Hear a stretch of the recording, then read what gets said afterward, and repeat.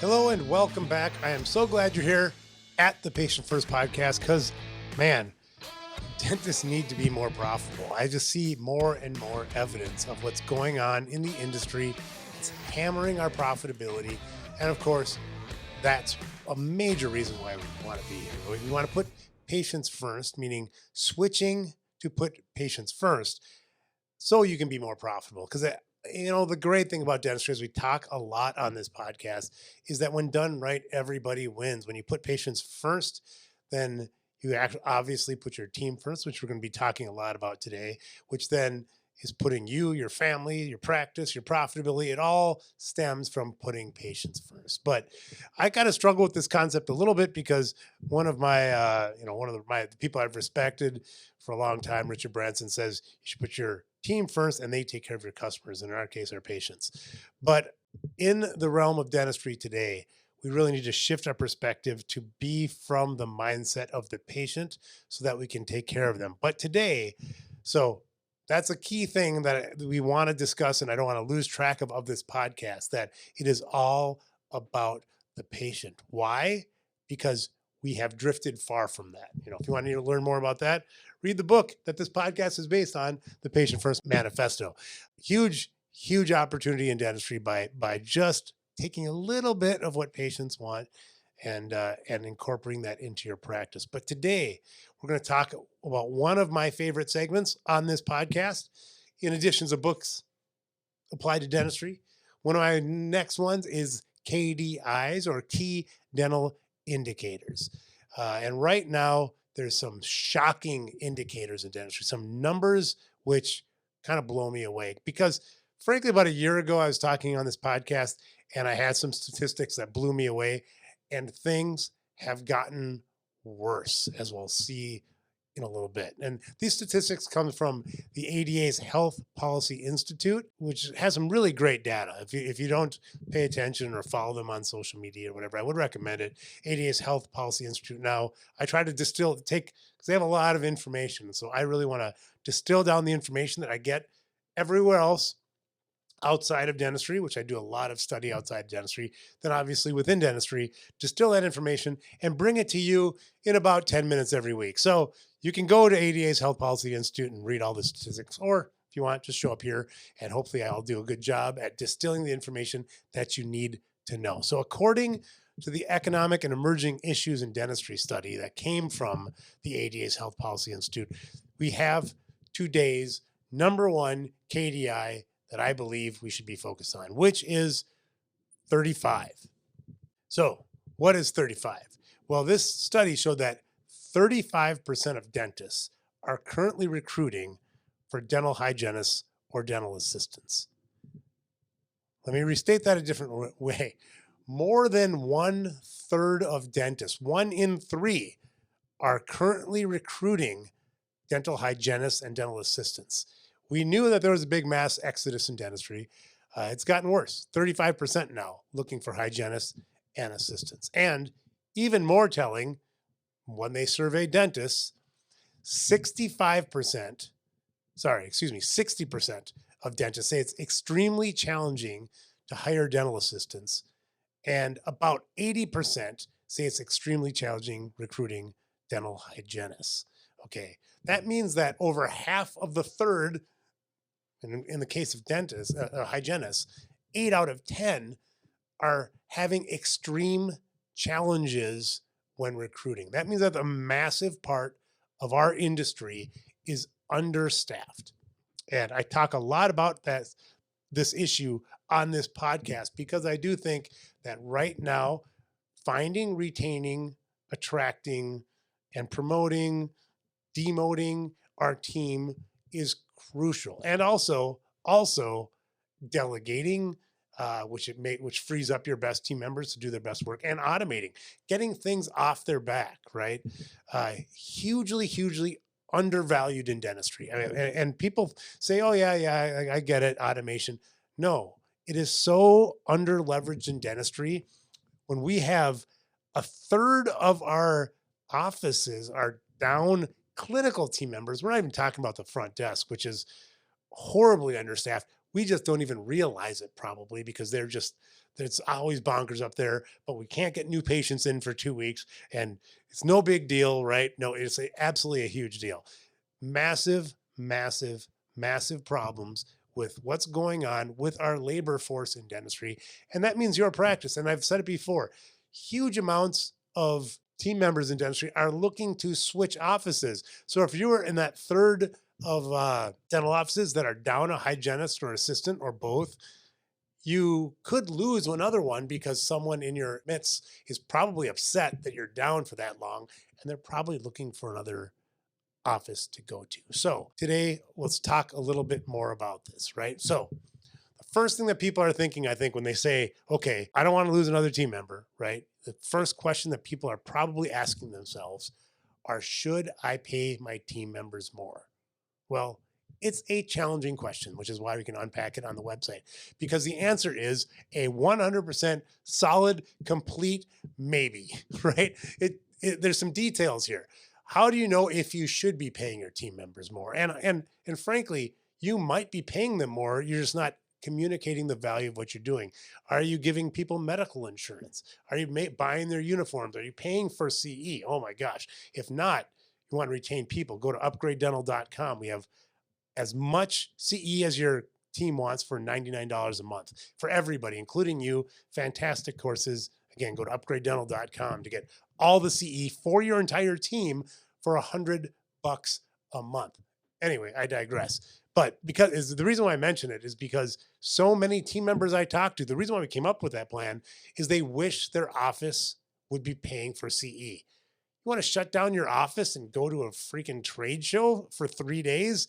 And what a mess. No, they don't even want to do that. Your team members want to be taking CA at their own time, at their leisure, as much as they want. The courses they want, $100 a month, so much cheaper than going to a trade show and a lot better. But anyway, if you do pay for CE, let's say you do a team upgrade dental subscription, that should be on your team members' wages. And you can give them the full $100 a month or $1,200 a year as part of their pay, because that's the value. However, you're doing that for everybody. So if you have 5 team members, right, you're only paying $100 a month. But it should be on everybody's breakdown of what you pay them every year. I would recommend every year, at least annually, having your team members sit down and going over their wage, and in there including all of the things you pay for: disability insurance, licensure, uniforms, CE, and whatever you pay for, put it on there so that they know what they're getting, right? Bonuses, obviously, if you do bonuses, and I think bonusing is a great way to get everybody aligned. If you we talk a lot about bonuses in the Insanely Productive Dentist course that I do at Upgrade, but which I just had a great communication with the dentist regarding our randomized bonusing that we do. But again, I digress. But should you be paying more? Well, look at everything. Look at the entire, map it out so that you and your team member know exactly what their wages are. Because you want to be comparing apples to apples. If one office is offering $1 more an hour, but you have tons of benefits, you want to have some thought in the patient and team member's mind going, well, if I get $1 more, but I lose my health insurance, or maybe you don't have health insurance, maybe it's $1 more, but I lose my CE, right? That's a big issue, because then not only do I have to pay for my own CE, but then I got to find it, maybe go to a trade show, maybe take time off work. Absolutely not. I'm going to stay at this office that I'm at, right? So you want to have a great team.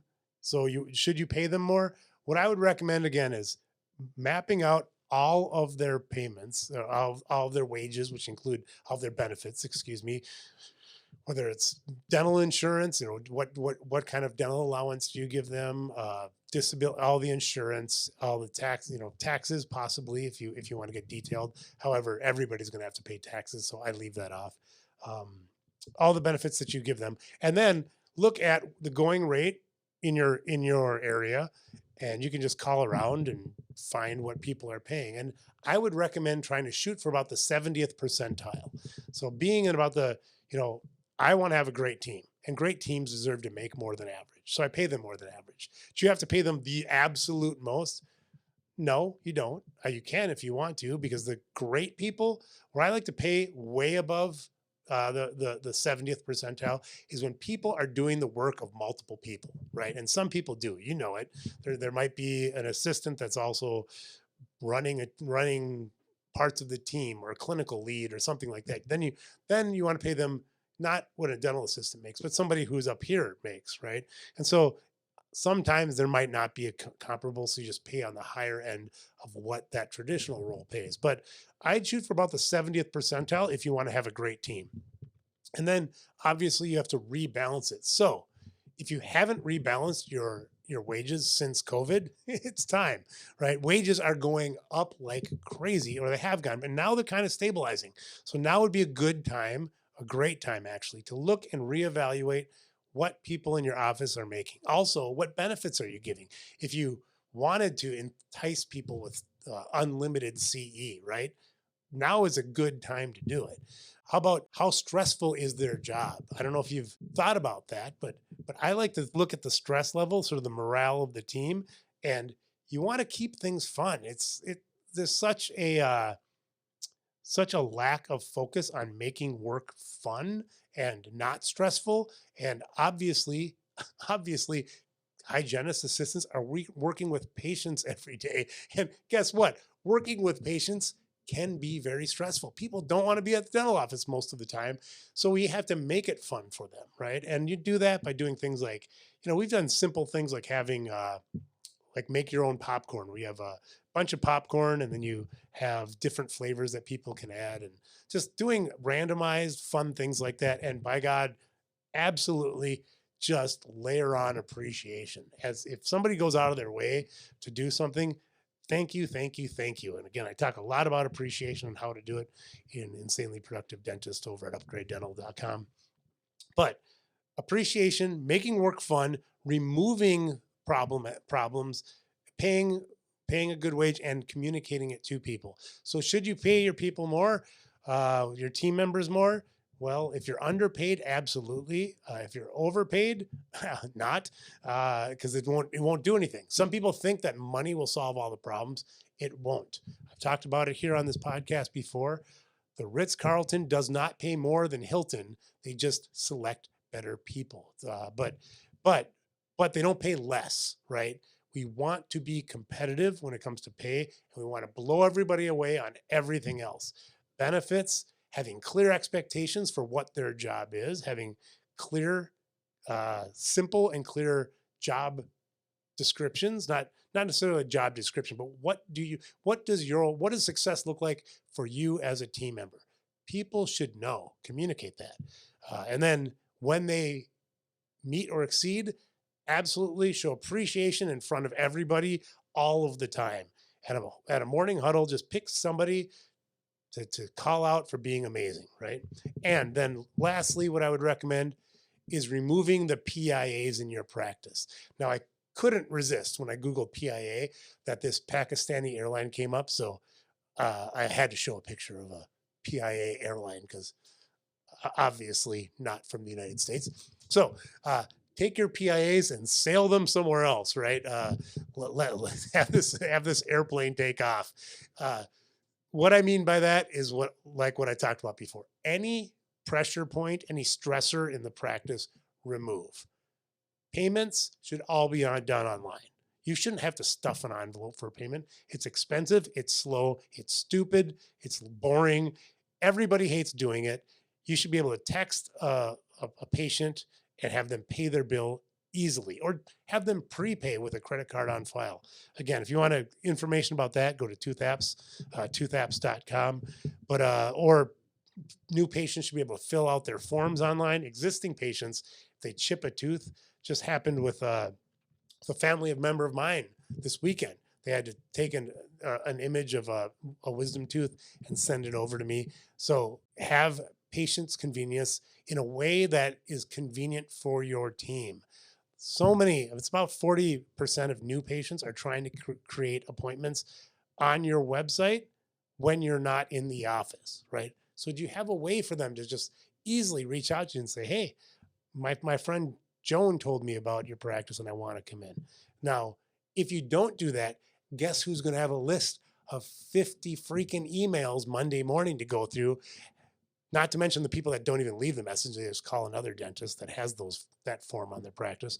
But your team member is going to show up to work. That assistant, maybe the person at the front desk called in sick, and the assistant has to set up the room and listen to the voicemail. And guess what? There's 20 patients leaving voicemails that could have just left a message on your website that could be dealt with so much easier than listen to a stupid voicemail, having to use the phone call to call back. It is moronic. It's moronic. And by the way, younger patients don't even use their phone as a phone. So you're going to call them up? I mean, makes no sense. Get the technology you need on your website. Give people, your team members, that automation so that you don't have to go looking for a new person. You can just have your team members do what they do best, which is take care of patients. Have your assistants, have your hygienists focus on taking care of the patients in the chair. If they have a consent form that the patient has to sign, they should be able to just send it directly to the patient's phone and not have to worry about it, right? These are simple things, easy to do, costs you nothing, frankly, if you go to toothapps.com and takes that PIA and flies it out of your office, just like if you hopped on a Pakistani airline. So hopefully this has been helpful. KDI, Key Dental Indicator, where 35% of us are looking for a hygienist and assistant. I raise my hand because my office is looking for an assistant right now. So I am in that 35% that are looking for dental assistants and quite possibly hygienists, and I don't even know it. But recruiting, retaining is massively important right now. So I would recommend, if you haven't listened to the other podcast that I've done on this topic, either listen to this one again or go back and look through the podcast that we have on finding, retaining, attracting, training team members. It's a vital key piece of the practice right now that I think that's kind of a red hot problem. It was a heartburn before COVID. After COVID, it became a heart attack. And right now I hate to say it, but it's actually getting worse. We just can't crank out hygienists and assistants fast enough. And then what are you going to do? Just hire the first person that has a heartbeat? I don't think so. We want to have great team members. And again, it is not wages that get great team members. It's great leadership, great management, setting up these systems like I talked about today, and the incentives that keep people happy and keep people want to stay in your practice. Or even better, maybe if you have a void in your team right now, you can attract from somebody else, because there's not enough new people coming to the profession. So I hate to say it, but it is a team world out there. So the best place to get good team members is going to be a team member that's unhappy, that's not getting CE, that has to deal with stuffing envelopes in a practice, and they're looking to shift to a practice like yours. Hopefully this was helpful, and I look forward to talking with you next week right here on the Patient First Podcast.